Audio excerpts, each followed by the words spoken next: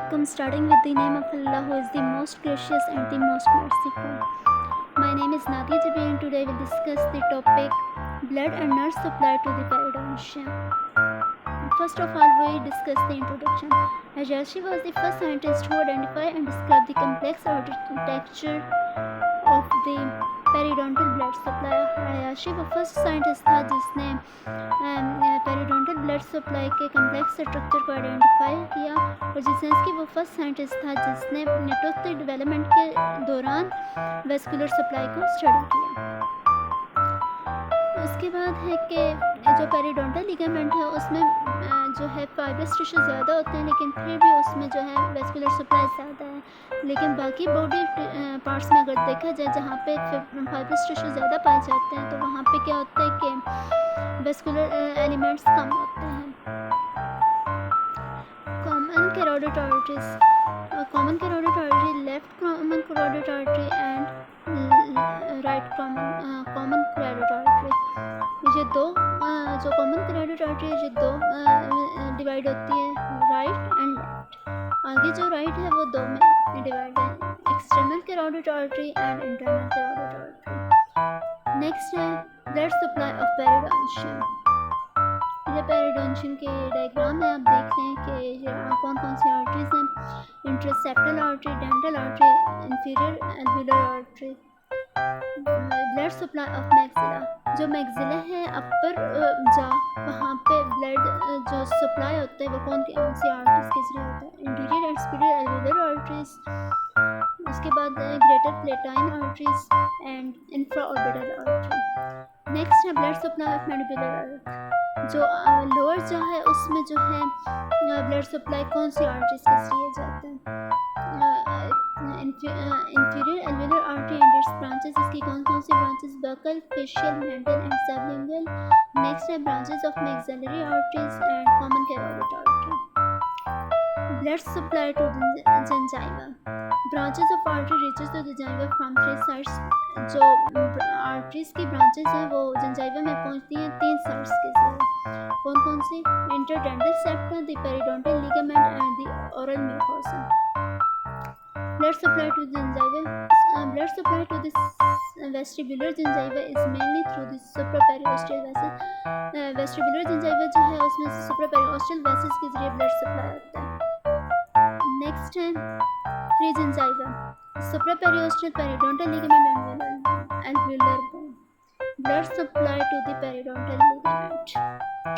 Branch of supraperiosteal vessels, dental arteries from maxillary and mandibular arteries and branches of interdental septal arteries। इन तमाम branches और arteries के जरिए periodontal ligament में blood supply होता है।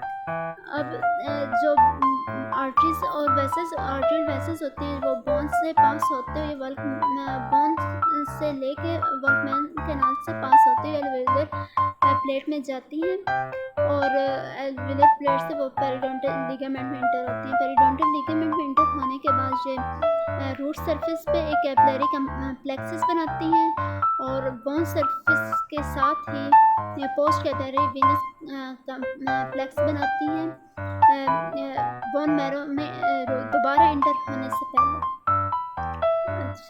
Next है blood supply to alveolar bone. Osteon जो है, ऑस्टियन क्या होता है, एक बेसिक यूनिट ऑफ बोन है।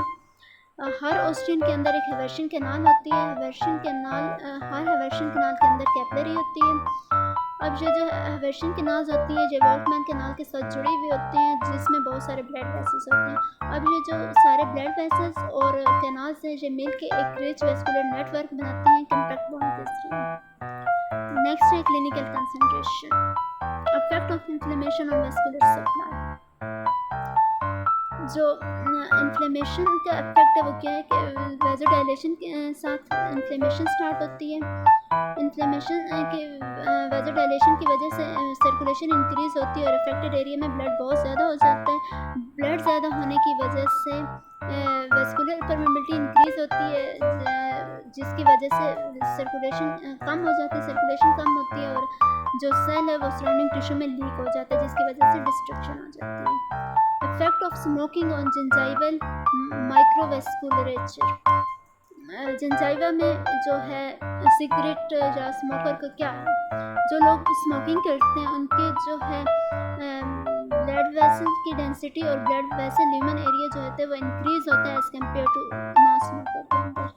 अच्छा, जो स्मॉल साइज ब्लड वेसल्स होते हैं वो स्मोकर्स में उनके ज़्यादा होती है percentage as compared to non smoker, और जो मीडियम और लार्ज साइज ब्लड वेसल्स होते हैं उनकी जो परसेंटेज होती है वो स्मोकर्स में कम होती है as compared to non smoker. Next है vascular supply during wound healing. कोई भी पेरिडोंटल सर्जरी करने के दौरान सबसे ज़रूरी है कि पेरिओस्टियम को जो है प्रिजर्व रखा जाए, उसको कोई नुकसान नहीं पहुंचना चाहिए। पेरिओस्टियम पे ही डिपेंड करता है हीलिंग प्रोसेस। अब VEGF जो है वो एंडोथेलियल सेल्स पे जो रिसेप्टर होते हैं उनके साथ आके बाइंड हो जाता है, जिसकी वजह से एंडोथेलियल सेल्स इंक्रीज हो जाते हैं और ECM की सिंथेसिस स्टार्ट हो जाती है। नेक्स्ट है importance of lingual artery. Lingual artery जो 2 मिलीमीटर डायमीटर है जिस आर्टरी का, वो हर एक हार्ट बीट के साथ, मतलब 1 मिनट के अंदर 70 हार्ट बीट है और हर एक हार्ट बीट के साथ वो 0.2 ब्लड फ्लो कराती है। अब अगर एक लिंगुअल आर्टरी कट कर दी जाए तो 30 मिनट्स के अंदर 420 ml ब्लड लॉस होता है। नेक्स्ट है blood supply and peri implant tissues. Peri implant tissues जो हैं वो हाइपोवेस्कुलर होते हैं as compared to normal periodontal. अच्छा, अब एज चेंजेस क्या होती हैं?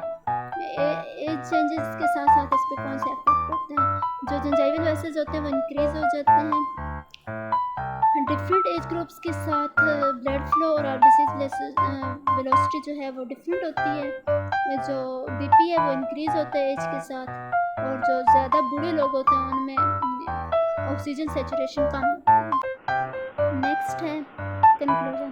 कंक्लूजन में क्या है कि पेरिडोन्शियल ब्लड सप्लाई का नॉलेज होना बहुत ज़रूरी है। किसी भी पेरिडोन्टल सर्जरी करने से पहले हमें पता होना चाहिए कि इस वेसल या इस आर्टरी को अगर डैमेज हो गई हमसे तो इसके क्या आउटकम्स हैं, और ट्रीटमेंट और कोई भी पेरिडोन्टल डिजीज़ के डायग्नोसिस के लिए भी हमारे लिए ब्लड सप्लाई को जानना बहुत ज़रूरी है। Thank you so much.